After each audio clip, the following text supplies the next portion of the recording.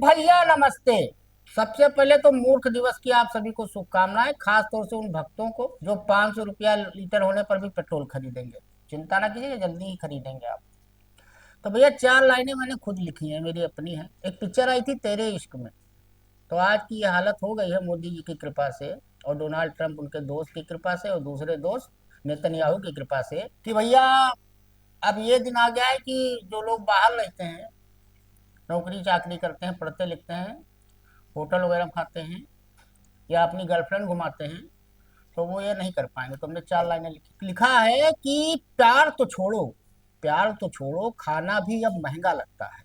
प्यार तो छोड़ो खाना भी अब महंगा लगता है। हमको तो अब 56 इंच का सीना बेहद बौना लगता है। और किस मुंह से तुमको अब हम जान बुलाएं, किस मुंह से हम तुमको अब जान बुलाएं, एक रोटी का दाम चुकाना महंगा लगता है। अब भैया पता नहीं ट्रम्प ताऊ जो है, उनकी दूसरी या तीसरी जो भी पत्नी इस समय है, उनको कैसे झेल रही है।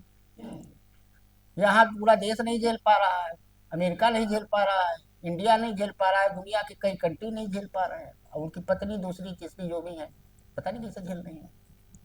और उनकी एक प्रवक्ता है, कैरोलिन लेविट, वो बड़ा मुस्कुरा मुस्कुरा के बताती हैं, हाँ ट्रम्प जी के दिमाग में कुछ चल रहा है।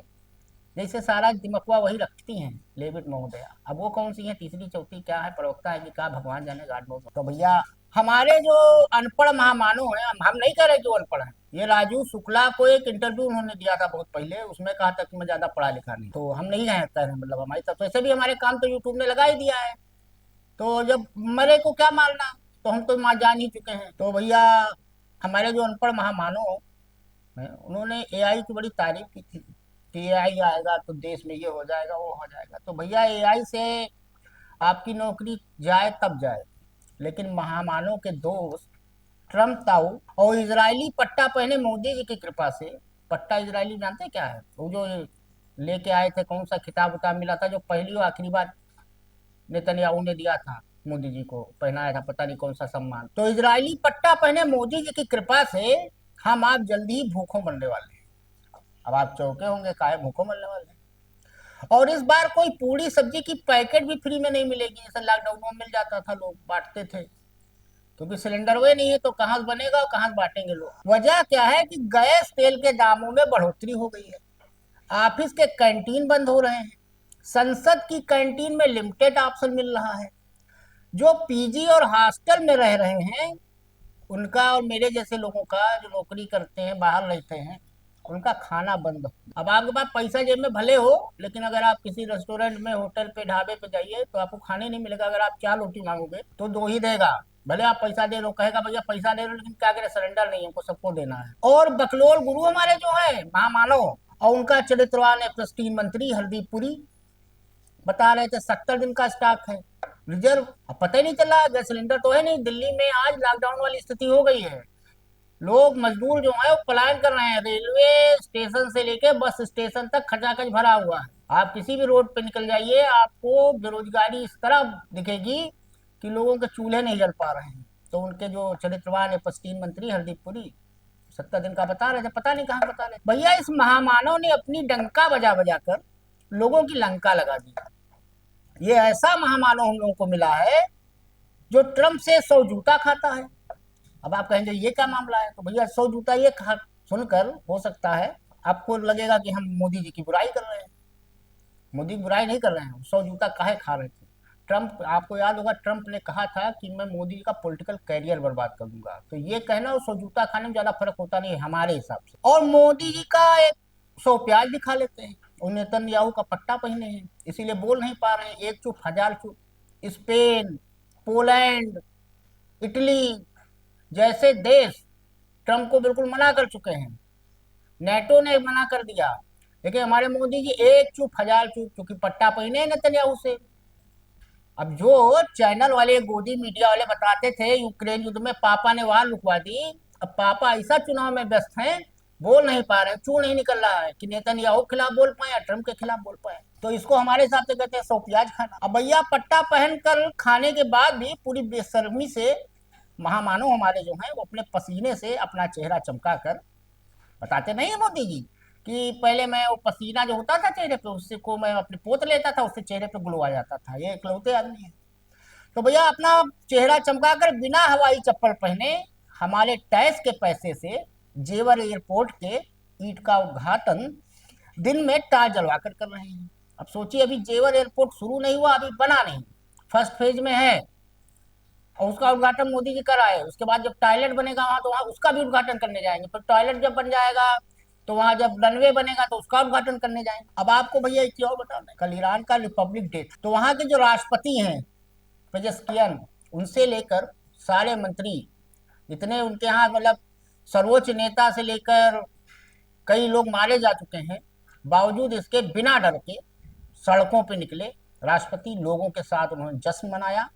और एक हमारे यहाँ महामानव हैं, जिनकी रैली में अगर आप काला कपड़ा पहन के चले जाओ तो इतने डरपोक आदमी हैं वो महामानव हमारे जो है विश्वगुरु गुल्लू, विश्वगुल्लू कहते हैं उनको, कि वो इतने डरपोक आदमी हैं कि वो काला कपड़ा पहन के आने वालों को घुसने नहीं देते हैं रैली में अपने। अब भैया आम का सीजन शुरू होने वाला, टिकोरा बन गया छोटा छोटा आम, जिसको कैरी कहते हैं। अब हमें समझ में नहीं आ रहा इस बार मोदी जी का इंटरव्यू अक्षय कुमार लेने आएंगे कि नहीं आएंगे। आएंगे तो पूछेंगे कि नहीं पूछेंगे कि आम चूस के खाएंगे कि काट के खाएंगे कि देख कर लाल टपकाएंगे। स्थिति तो उनकी लारे टपकाने वाली है। अब हमको नहीं समझ में आ रहा उस दिन कब आएगा भैया मोदी जी जब कहेंगे हम तो झोला उठा के चले। तो भैया मोदी जी हमारे जो महामानव हैं वो केरल में आज बाजा वजा बजा रहे थे, डंका बजा रहे थे। बाजे का सुरताल अलग होता है, मोदी जी का सुरताल अलग होता है, उनकी डंका लंका अलग बजती है। अब आपको बताएं केरल में आज बहुत बड़ा कांड किया है उन्होंने। ये तो जहां जाते हैं उनका रिश्ता बड़ा जल्दी बन जाता है। अब वो पश्चिम बंगाल गए थे तो हमें बड़ी हंसी आ रही थी। अब उनको समझ में नहीं आया, उन्होंने एक लाइन कही, आपको समझ में आया तो बताइएगा। उन्होंने कहा बंगाल में या तो मैं पिछले जन्म में पैदा हुआ था, या तो मैं पिछले जन्म में पैदा हुआ था या अगले जन्म में पैदा होने वाला हूँ। अब ये बात भैया या तो भविष्य वक्ता बता सकता है या महामानव ही बता सकता है कि मैं पिछले जन्म में पैदा हुआ था या तो अगले जन्म में पैदा हुआ हूँगा। और भैया वो ऐसा आदमी है, आपको पता ही होगा, बता रहे थे कि बांग्लादेश की मुक्ति वाहिनी में उन्होंने हिस्सा लिए था, कहाँ थे, क्यों गए थे। खैर बस महामानव ने कह दिया तो कह दिया। अब वो भगवान बुद्ध के साथ भी उनका रिश्ता है, बोहरा समाज के साथ भी उनका रिश्ता है, क्रिश्चियन के साथ उनका बड़ा भावुक रिश्ता है, यदुवंश के साथ उनका गहरा रिश्ता है। तो उनका रिश्ता किसी से भी हो सकता है भैया। अब तो भैया स्थिति यह आ गई है कि वो हमको यही नहीं समझ में आता कि वो हमारे प्रधानमंत्री है कि प्रचार मंत्री क्या है, भगवान ही जाने। अब मोदी जी थे गुजरात दो दिन, तो वहाँ एक जैन मुनि है पद्म सागर जी, उनके प्रोग्राम में गए थे, बैठे थे चौड़े से। तो मुनि जो थे जैन मुनि, उनकी तारीफ करने लगे मोदी जी की। तो भैया उन्होंने कहा मोदी जी के बारे में, और मोदी जी का वो चेहरा, वीडियो देखिए, वीडियो हम दिखा नहीं सकते हैं क्योंकि कॉपीराइट का मामला है। तो जैसे वो मुनि जी ने शुरू किया मोदी जी की तारीफ, तेल लगाना मतलब, पहले कहा वो चरित्रवान है। अब वो चरित्रवान से हमें मधु पूर्णिमा याद आ गई, स्मृति ईरानी याद आ गई, सुब्रमण्यम स्वामी याद आ गए कि वो क्या बता रहे थे, वो सही थे कि मुनि जी सही है।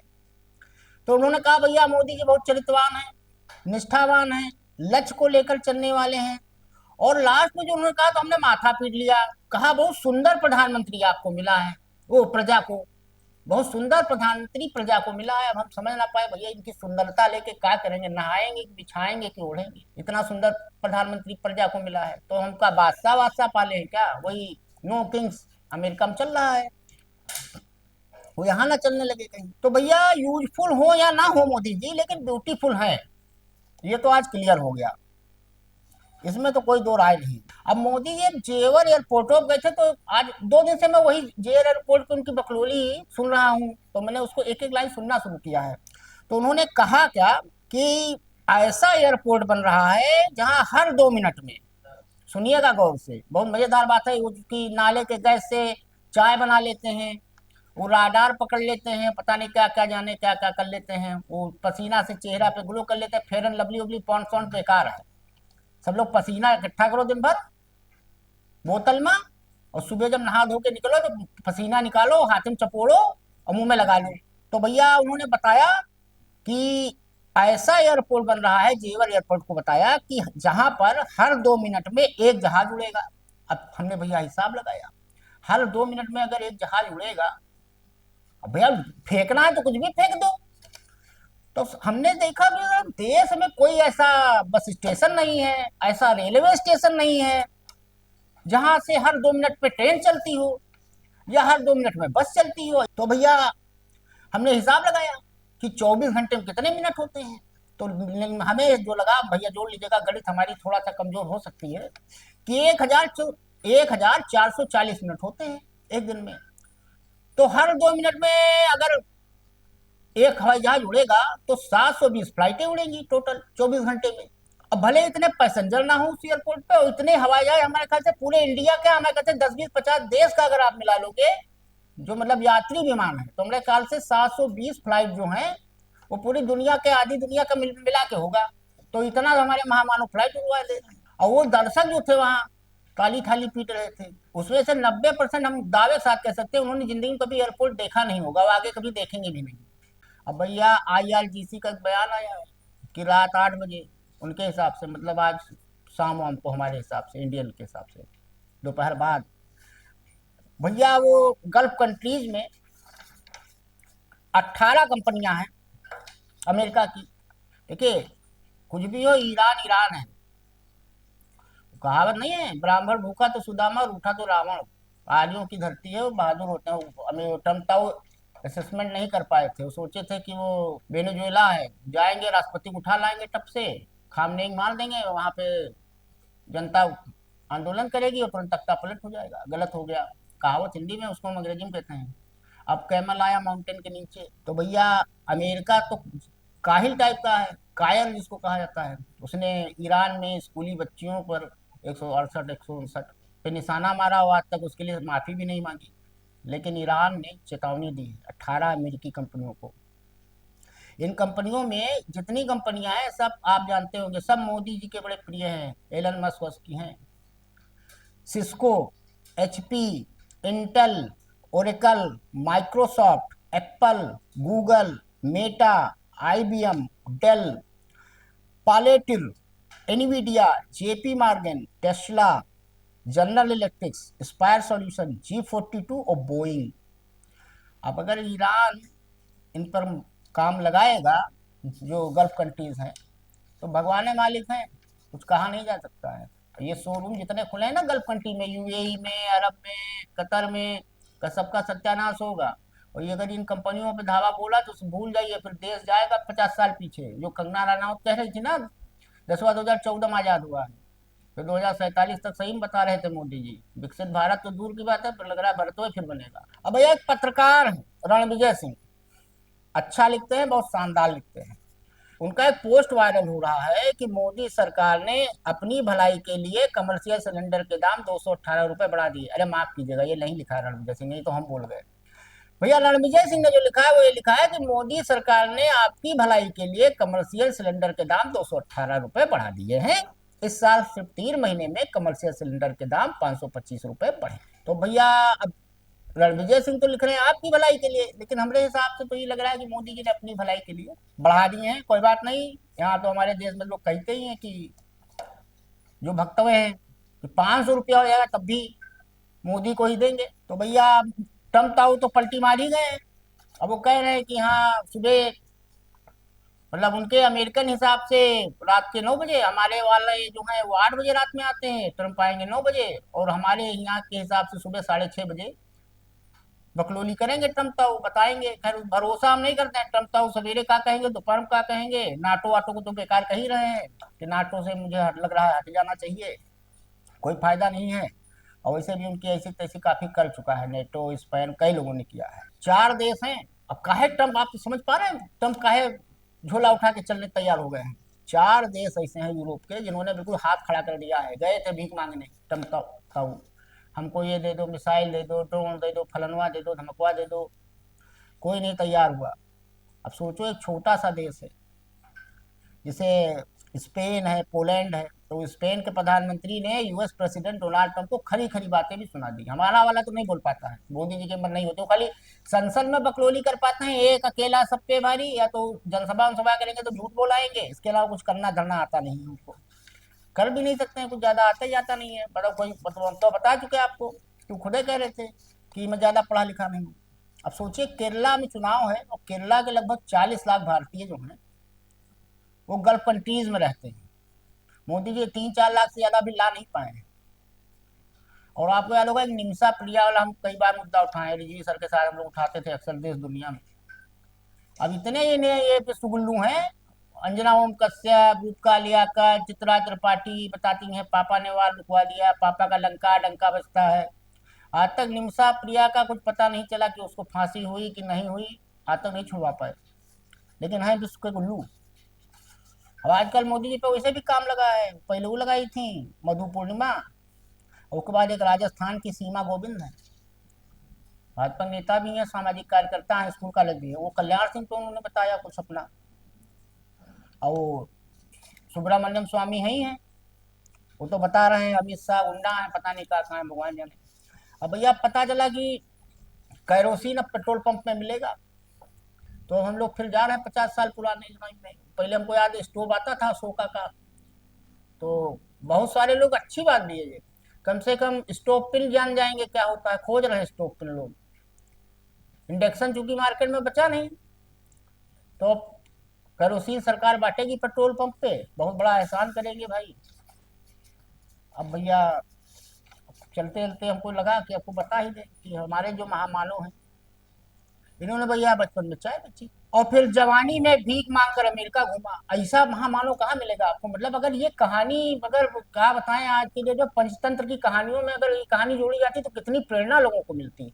वो जो कौवा कंकड़ डाल के पानी ऊपर कर रहा था, उससे बढ़िया तो ये कहानी जो हम सुनाने जा रहे हैं आपको, उससे ज्यादा प्रेरणा मिलेगी आपको, कौवा कंकड़ से ज्यादा और खरगोश और कछुए से ज्यादा इसमें प्रेरणा है कि भैया महामानव जो हमारे हैं, जिसने बचपन में चाय बेची, जवानी में भीख मांगकर अमेरिका घूमा और 17 साल की उम्र में घर छोड़ा, और 18 साल में घर छोड़ने के बाद, गौर कीजिएगा, 17 साल में घर छोड़ा और घर छोड़ने के बाद शादी की। मतलब गौतम बुद्ध ने तो शादी करने के बाद घर छोड़ा था, इन्होंने पहले घर छोड़ा फिर शादी की और उसके बाद फिर अपनी ब्याहता बीवी को भी छोड़ा। अब भैया हम तो मना रहे हैं कि हे प्रभु बख्श दो, गड्डिया छोड़ दो, कोनो हिसाब से झोलवा उठा लो, चले जाओ, जान लो हमारी याद औलाद आप पे बड़ा एहसान मानेगी आपका। तो भैया चलते चलते आपको 4 लाइन सुना दे, हम भी चले आप भी चले, कि चचा गालिब की 4 लाइनें थी। चचा गालिब ने, हमें लग रहा उस टाइम समझ लिया था कि मोदी नाम का कोई महामानव पैदा होगा भारतवर्ष में, भारत खंडे जम्बू द्वीपे आर्यावर्ते। तो चचा गालिब ने लिखा था कि कैसा हूं क्या बताऊं जो मैंने करा है, कैसा हूं क्या बताऊं जो मैंने करा है, दामन मेरा ये काले दागों से भरा है, और सारे सबूत हों मेरे बरखिलाफ, ऐसे ही लोगों को मैंने जेलों में भरा है। तो आज के लिए भैया इतना ही, धन्यवाद। सोनम वांगचुक याद आ गए होंगे आप।